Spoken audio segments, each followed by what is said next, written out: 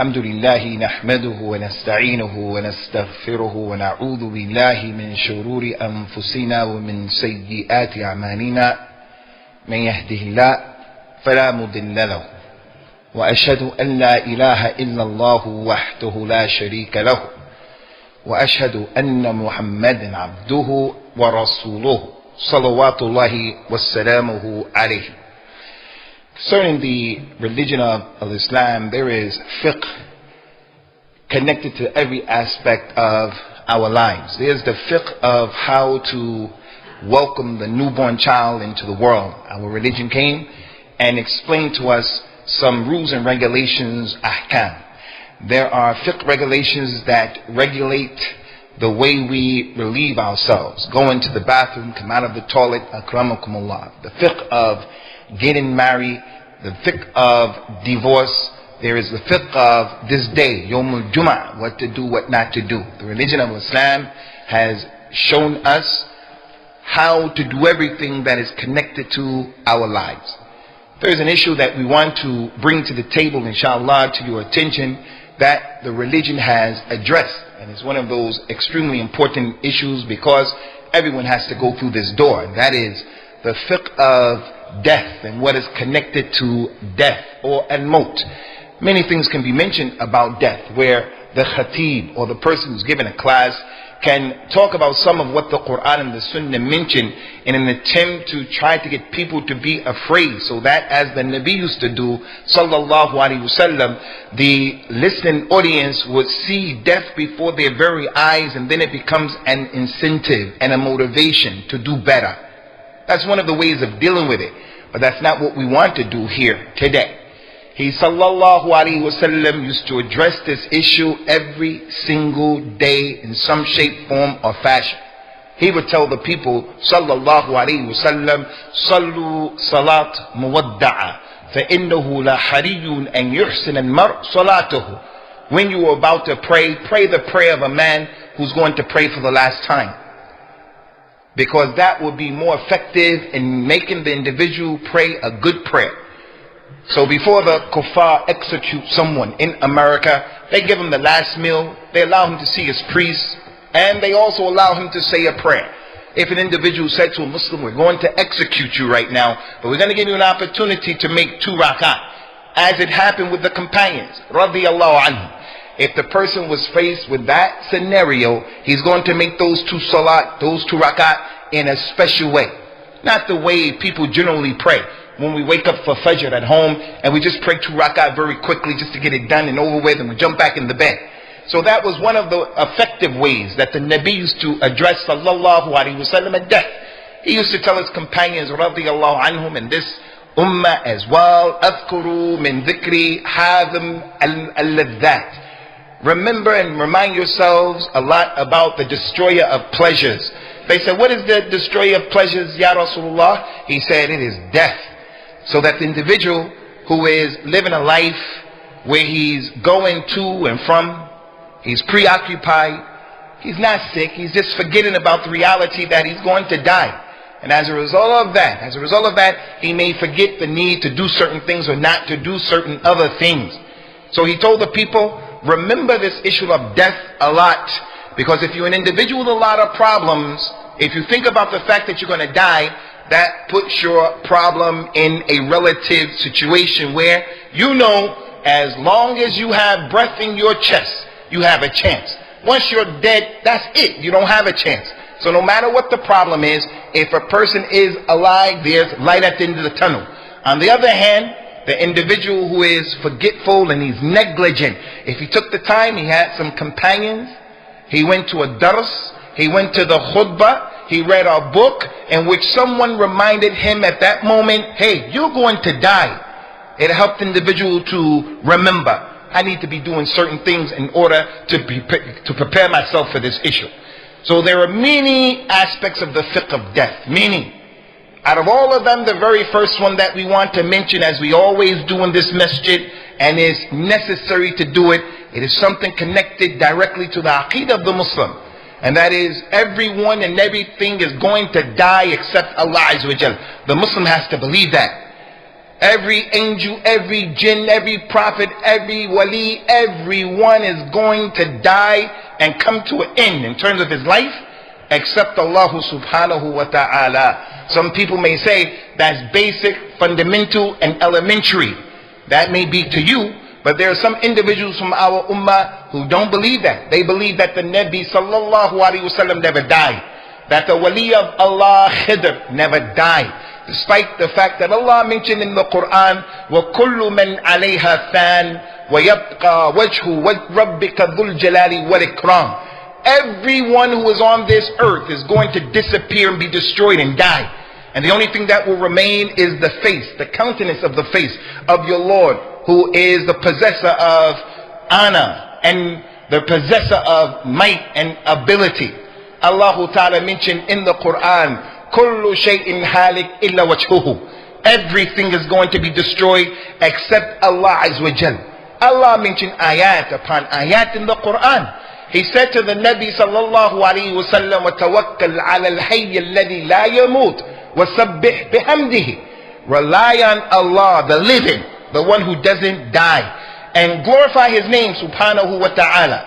From the dua of the Nabi sallallahu alayhi wa sallam that proves that Allah is the only one who doesn't die and everyone dies without any exception except Allah, is that he used to say, Allahumma laka aslamtu wa bika amantu ila an qal أنت الحي الذي لا يموت والجن والإنس يموتون. Oh Allah, I have submitted and embraced Islam for you and you alone, and I believe in you and you alone. You are the living, the one who never dies, and all of the jinn and all of mankind, they die. It's not acceptable for the Muslim to come after that and to say that the Nabi sallallahu alaihi wasallam, he didn't die. In this masjid, on this minbar, and across this country, across this world, every Muslim has heard of the incident of the death of the Nabi sallallahu alaihi wasallam.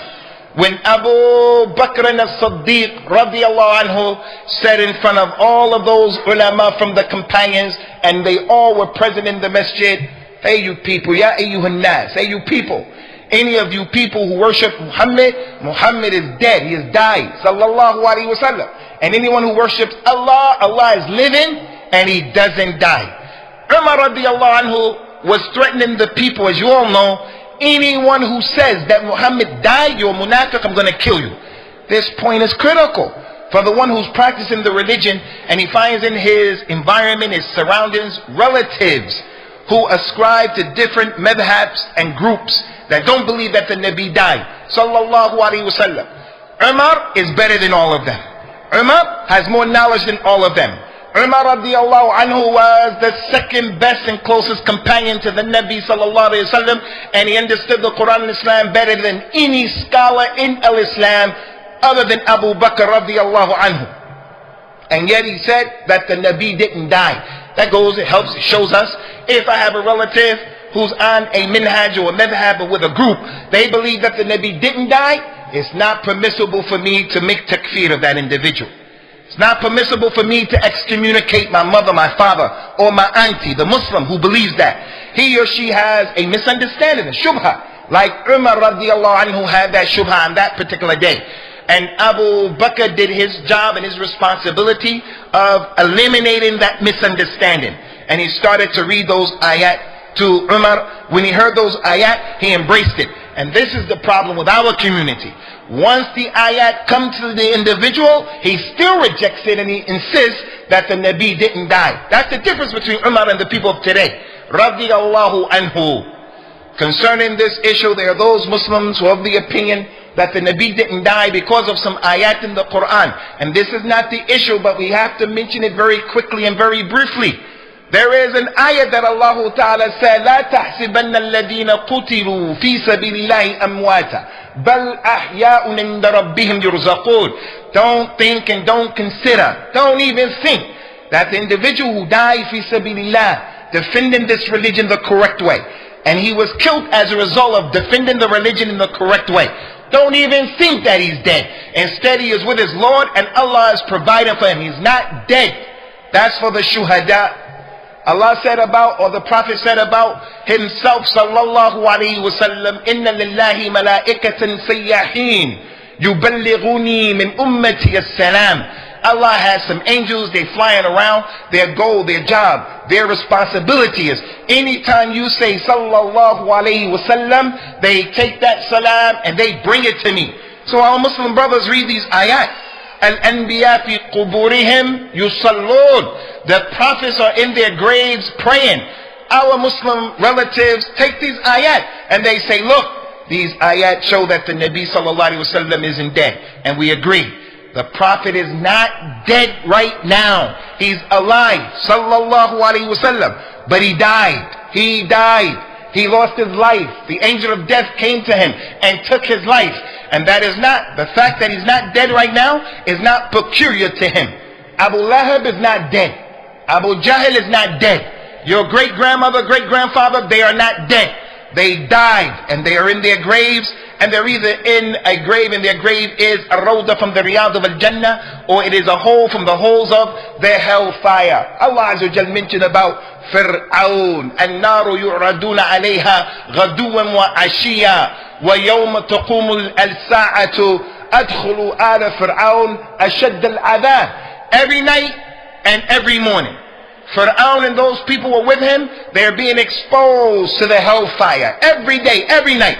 And being exposed to the hellfire for Fir'aun and his people, it is a punishment in of itself before Yawmul Qiyamah. And then Yawmul Qiyamah will be said, Fir'aun and your people go into the hellfire. So the point is, the Nabi sallallahu alaihi wasallam is living, but he's in the life of the barzakh, but he died. In addition to that, have no doubt that every single human being is going to die. And it's not acceptable for the Muslim to connect himself to any human being to the point where if that person lives, he'll live and he'll enjoy life. If that person dies, he'll give up hope in his life. The Nabi sallallahu alaihi wasallam said that Jibril came to him, and Jibril wanted to advise Rasulullah, so he told him, Ya Muhammad, ish ma shit, fa innaka mayyit, وأحبب من شئت فإنك مفارقه واصنع ما شئت فإنك مجزي به. Jibril came down and said, Ya Muhammad, Ya Abdullah, Ya Ahmed, live however you want to live, because verily you're going to die. Muhammad, you're going to die. And he said, and this is the point, love whoever you want to love, for verily the day is going to come, you're going to part company with that individual. In this masjid right now, there is not a single person here except that his experience has been, there were people who were once with him and now they're not with him. You're going to lose your mother if you didn't already lose her. Your father if you didn't already lose him. They're going to lose you as well if they have not already left you. This is the case. Your children, everyone is going to deal with the experience of losing someone. So therefore, the point, the Muslim, he should not allow himself to hold on to a personality, and he says, my life is predicated upon the existence of this individual. It's not permissible. Don't go overboard in people like that. Unfortunately today, people of the Sunnah, they are like that. Not to mention people who are not from the Sunnah, who their religion and their teachings tell them go overboard, in the sheikhs that are teaching you, on the people that went before. Abdullah, when the Nabi sallallahu alaihi wasallam died, from what Abu Bakr radiallahu anhu recited to the community that had a profound impact and effect on Umar, caused him to fall down on the ground, was the statement of Allah Ta'ala, وَمَا مُحَمَّدٌ إِلَّا الرَّسُولُ قَدْ خَلَتْ مِنْ قَبْلِهِ الرُّسُلُ أَفَإِنْ مَاتَ وَقُتِلَ انْقَلَبْتُمْ عَلَىٰ أَعْقَابِكُمْ وَمَنْ يَنْقَلَبْ عَلَىٰ عَقِبَيْهِ فَلَنْ يَضُرَّ اللَّهَ شَيْئًا وَسَيَجْزِي اللَّهُ الشَّاكِرِينَ. Muhammad is a messenger. He's only a messenger, like the messengers who went before him. If he dies or if he is killed, would you people then leave your religion? Is your religion built upon the presence of the Nabi sallallahu alaihi wasallam? In the case of the companions, when the Nabi died, it affected the community. Umar radiallahu anhu, when he heard that ayat, he fell down, caused his legs to shake, he fell down. After that, the community came together and they kept it moving. And Al-Islam continued to spread throughout the world. And for that reason, the Muslims of the past, in the 50s and the 60s and the 70s, they used to reject from the Orientalists. When they used to write and they were called Muslims, Muhammadans. The ulama back then of the Sunnah said, don't call us Muhammadans. We're on the Sunnah of Muhammad, but we're not the ones who worship him. We're not the ones who we are identified by him. We are the slaves of Allah. We accepted Islam to Allah. Don't call us Muhammadans. So the point here, you young brothers and other than the young brothers, the lady is married to her husband. She loves the very ground that her husband walks on. His dirty socks, she smells them. They don't smell dirty to her. That's how much love she has for him. If he dies, she stops to exist. She doesn't want to exist anymore. If the divorce takes place, life stops. That's it.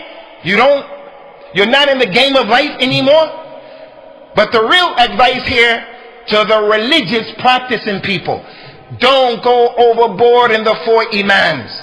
Don't go overboard in the ulama who died. Al-Imam al-Albani bin Baz bin Uthaymeen. Don't go overboard in Sheikh Rabi, Sheikh Yahya al-Hujuri. Just be balanced. There's a situation today, unfortunately, if you were to criticize a sheikh of any individual, he will understand you are against the ulama. You are against the Sunnah. You are against Al-Islam. No one scholar represents Al-Islam. And everyone has the right in this religion to criticize the position of a scholar.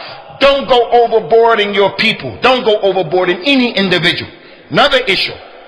If you know that you're going to part company with the human being, those of you who have people who are sick in this masjid right now, they have been given, in the case that I know, 2% chance to live in the hospital.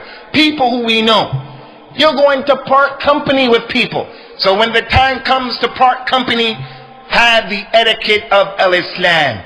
Don't be like the people of Al-Jahiliyyah. The people of Al-Jahiliyyah who didn't believe in Allah correctly, didn't believe in Yawm al-Qiyamah. They didn't accept this idea. We're going to part company with people, so we're going to go crazy and do different things.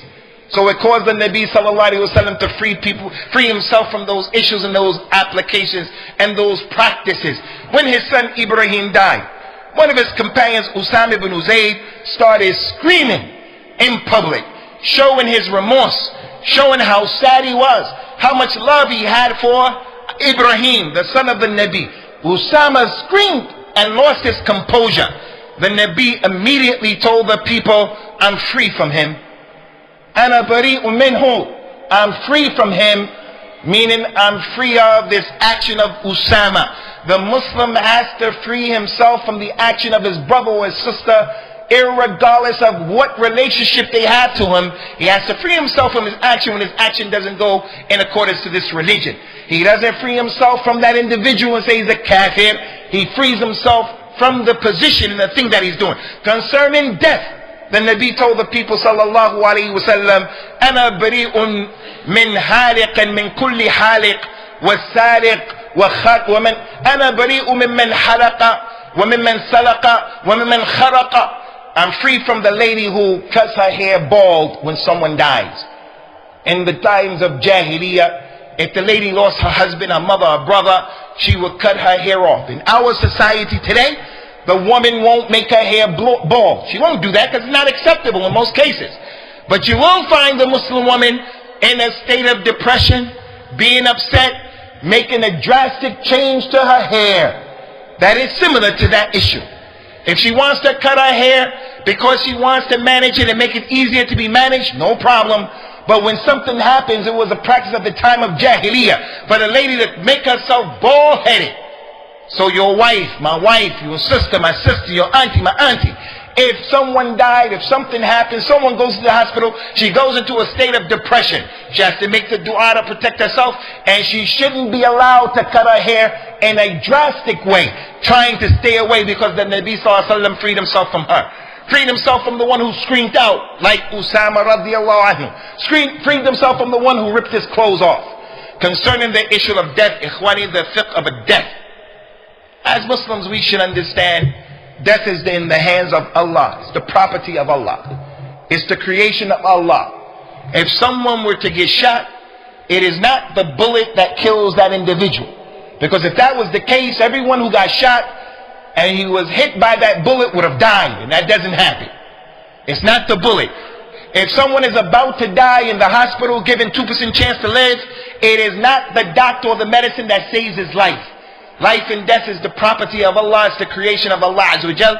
It's in His hands alone. تبارك الذي بيده الملك وهو على كل شيء قدير الذي خلق الموت والحياة ليبلوكم أيكم أحسن عملا وهو العزيز الغفور. Allah created life and death to test you people. It is in His hands alone. Back in the olden times, 300-400 years ago, 1,000 years ago, I'm sure that those people had an opportunity to see someone who should have died in their opinion, but he didn't die. But if they had an opportunity to see what we see and take for granted on a daily basis, they would call what we see every day as miracles. For those of you who are connected to the internet, all you have to do is go to the YouTube and put in there near-death experiences. That's all you have to do. And you will be left with no doubt death is in the hands of Allah. The human beings can't hurt you, they can't harm you, illa in yasha Allah. The man was speeding and he went through the red light, he couldn't stop.